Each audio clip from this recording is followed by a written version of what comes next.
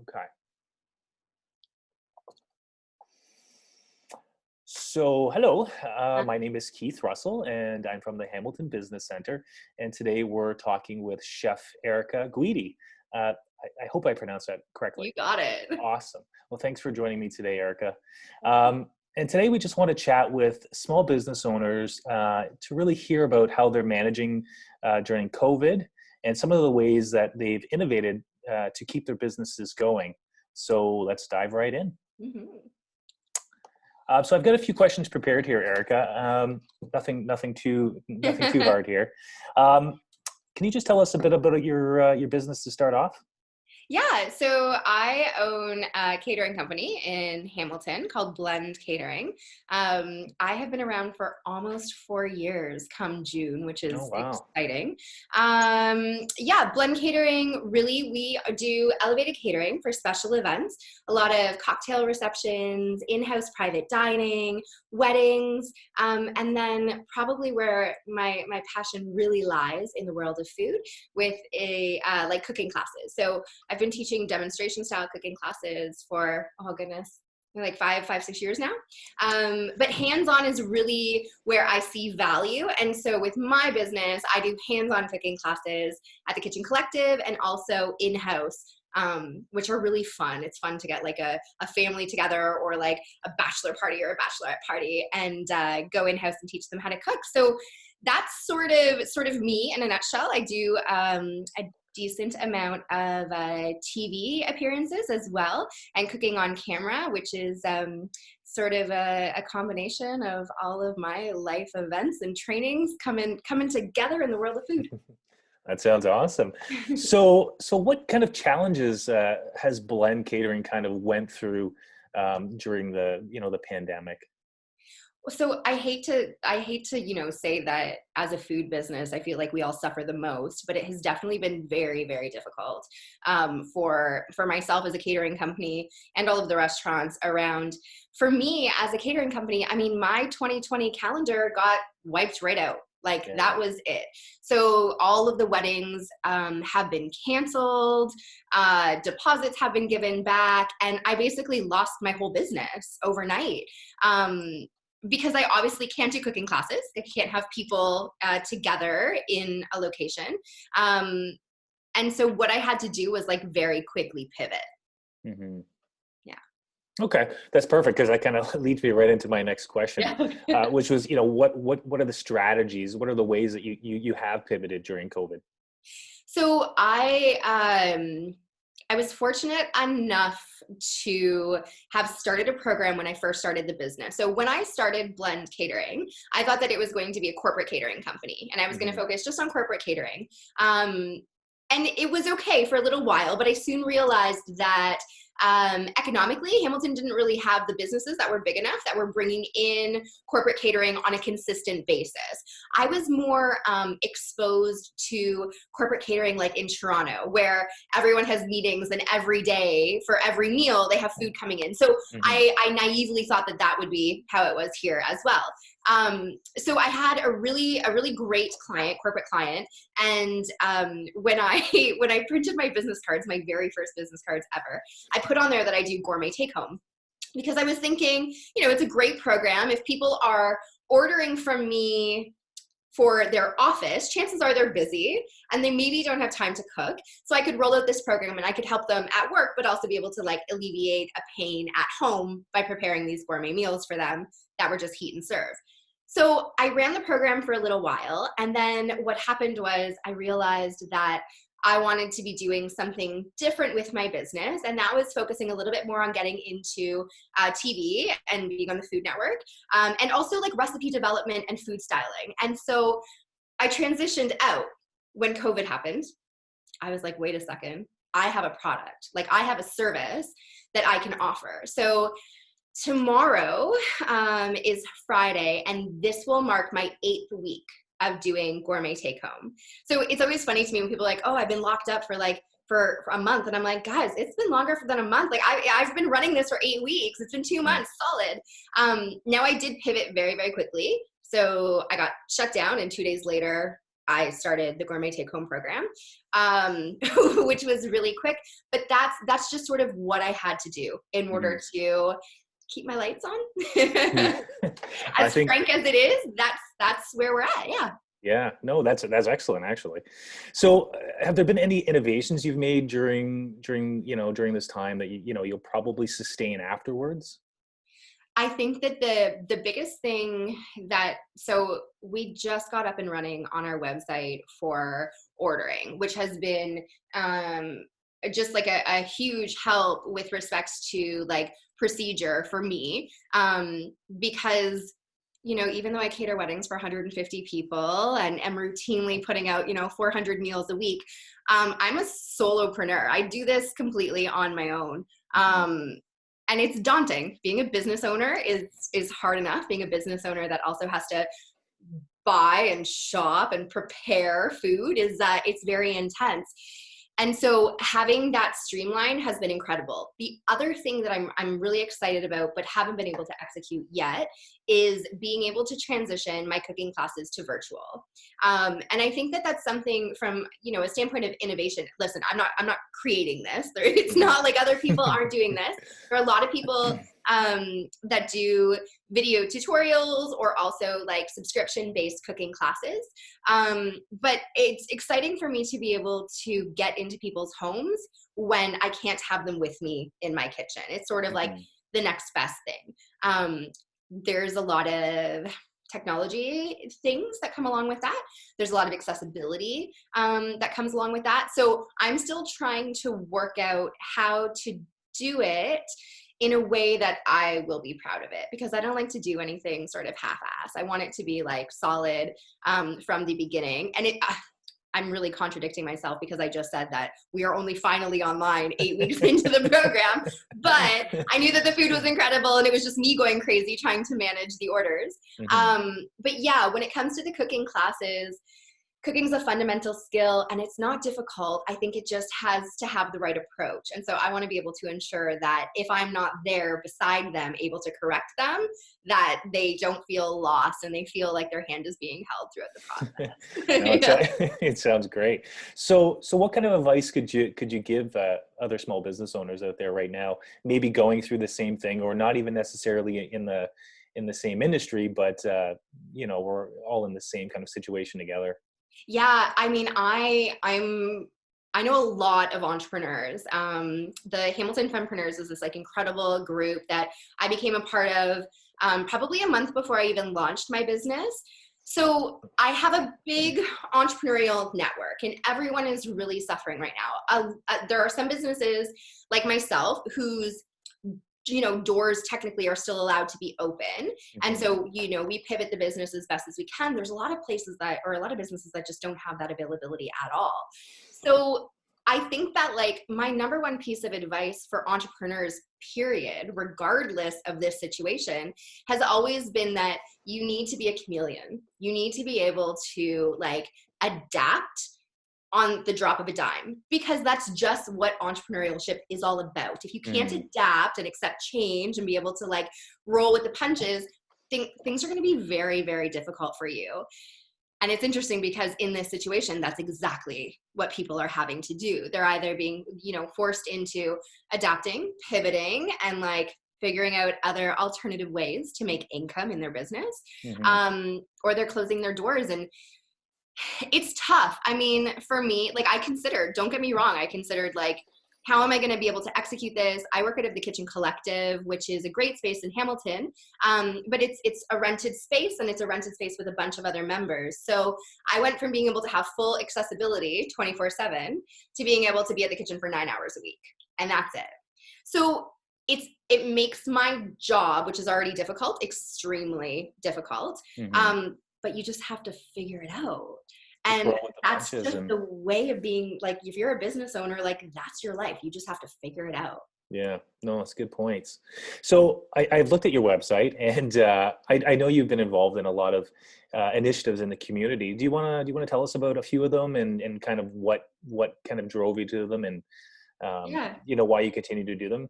Yeah. So I mean, it's I don't want to say it's complicated, but the thing for me is that I'm a true Hamiltonian, like born and raised here. I've lived all over the city. And I feel very grateful to be able to operate my business in the city. I also feel like it is very, very important for everyone to have a sense of community. And for me, that is what food is all about. Food to me is about sitting around a table and breaking bread and communicating and sharing stories and building those relationships. So in times like this where we have so many people that are in need and there's so many unknowns and everyone was just really thrown for a loop, I have a skill set that people need. People need to eat. Mm-hmm. And now more than ever, when they're, all of a sudden go from making their regular income to potentially down to $2,000 a month, it's hard. And there's been a huge increase in our food banks.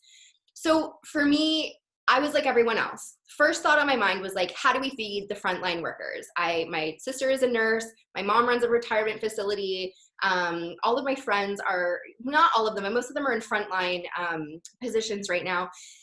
And it's like, how do you alleviate that? And I'm like, it's not just the doctors and nurses. It's the people who all of a sudden have like maybe a quarter or even less of a food budget. Mm-hmm. So the food banks were a really beautiful place to land. And basically what happened was I sent out my newsletter email to my network and just said, we're doing gourmet take home and we want to be able to give back to the community. So like, be on the lookout. We're going to run a donation, like sort of donation ability on the site where you make a donation, I will match that donation, and then we'll feed as many people as we can feed.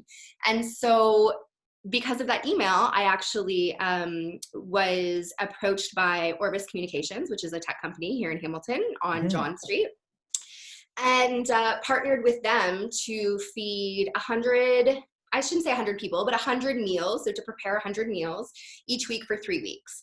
So this week marks my last week of that initiative. So we donated 2 weeks to Neighbor Food Bank. And then last week, all of the meals went to the YWCA, which is, also just feels so good because as a fempreneur, we have all of our meetings at the YWCA. So I'm in there, recipe for change, drinking the coffee, doing all the things. So I get to see the staff members and it's always lovely to know that they're being fed.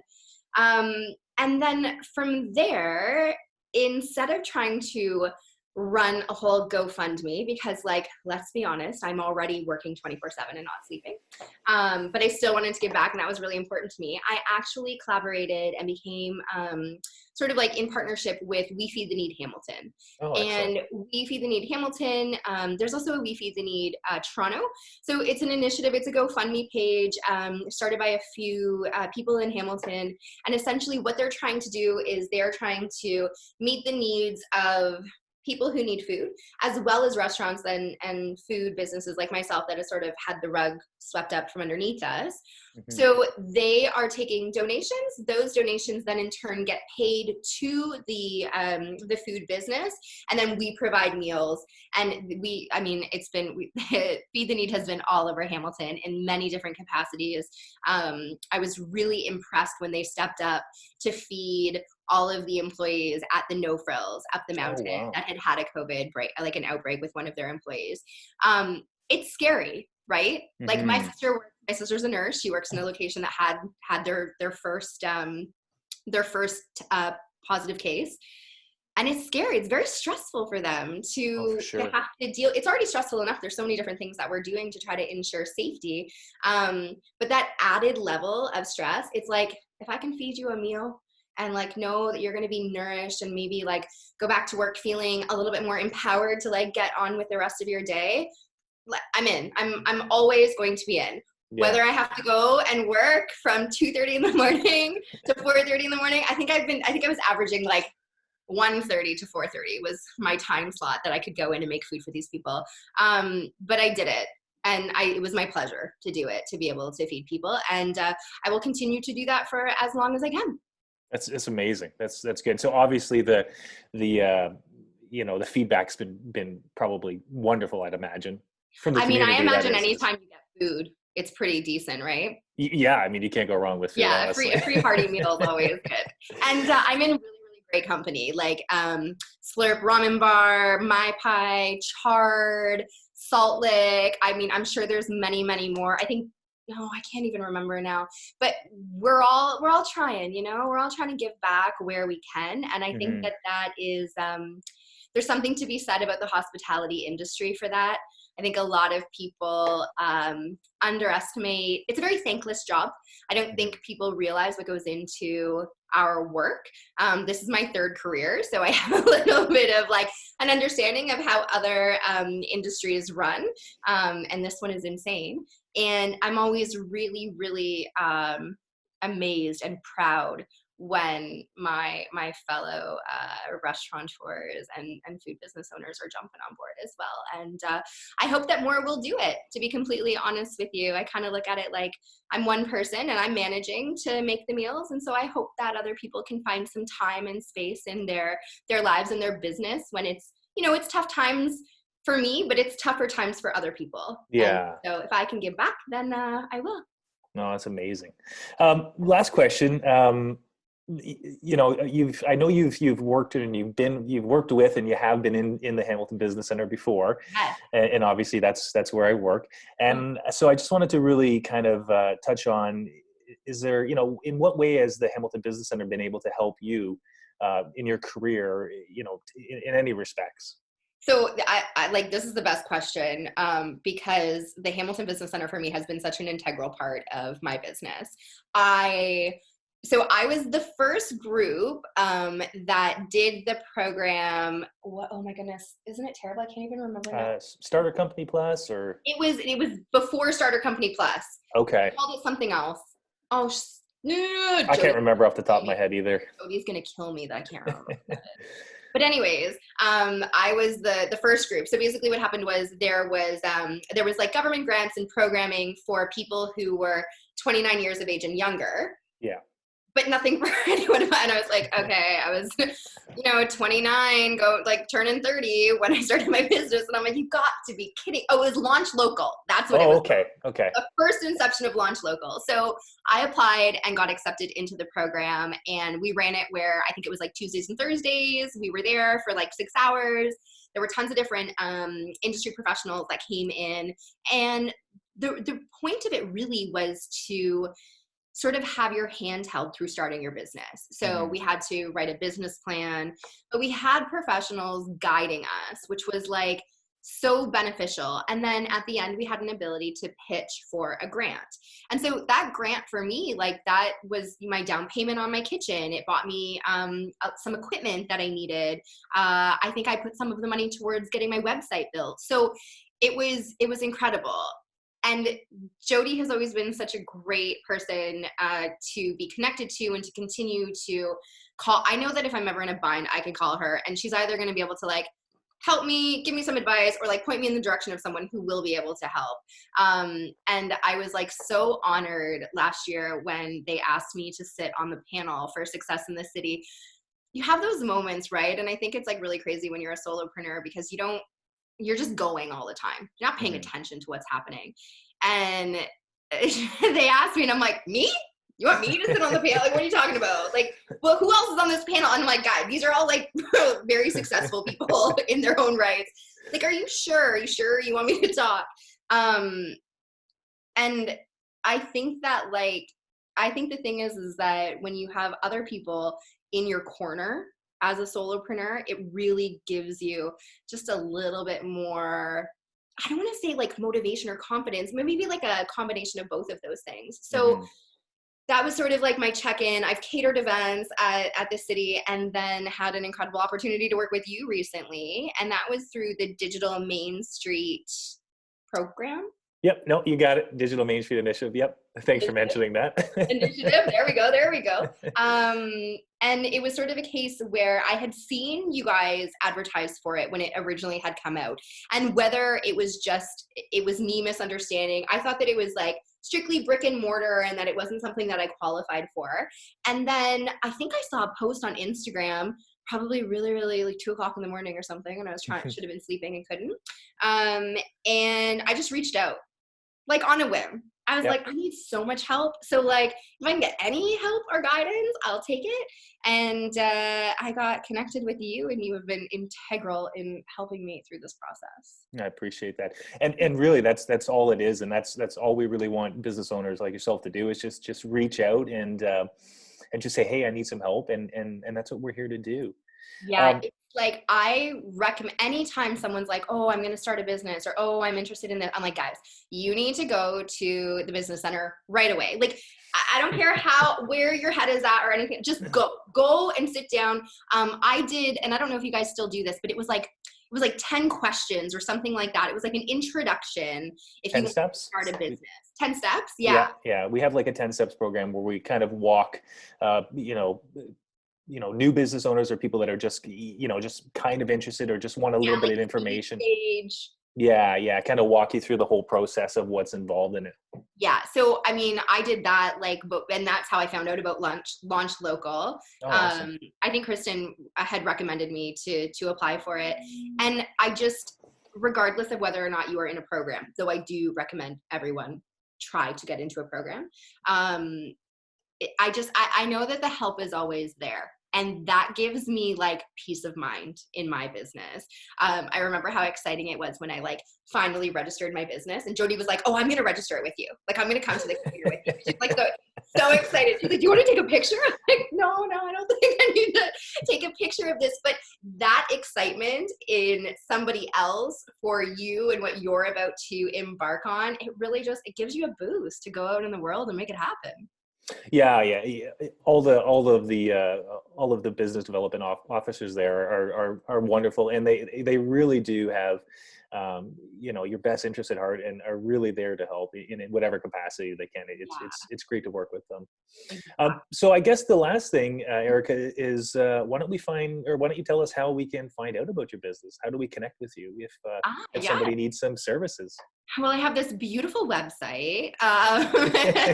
It is blendcateringco.com.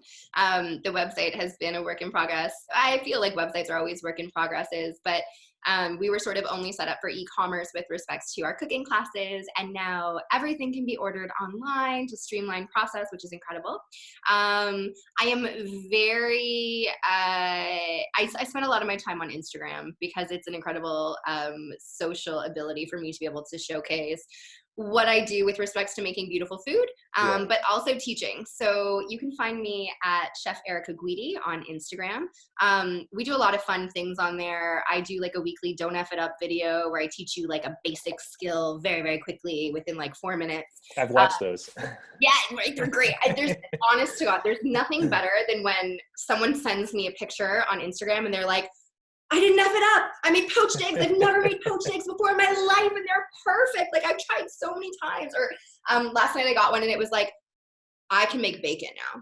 Like, no fuss, no muss, perfect bacon every time. Like, or the salad dressing. Yeah, there's lots of them, but it's really fun when people try them, because like it's a real skill set that I'm teaching you. It's not BS. It's like, this is how I'm going to make your life easier. So yeah, there's that. And then what else? Facebook at Blend Catering.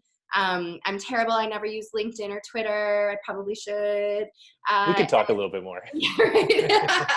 And yeah, the goal is to, whenever the time comes that I have time, to be doing more recipe development and food styling for myself, as opposed to being paid to do it for other people. And really sort of having like a good Pinterest page and really pumping out recipes that are approachable.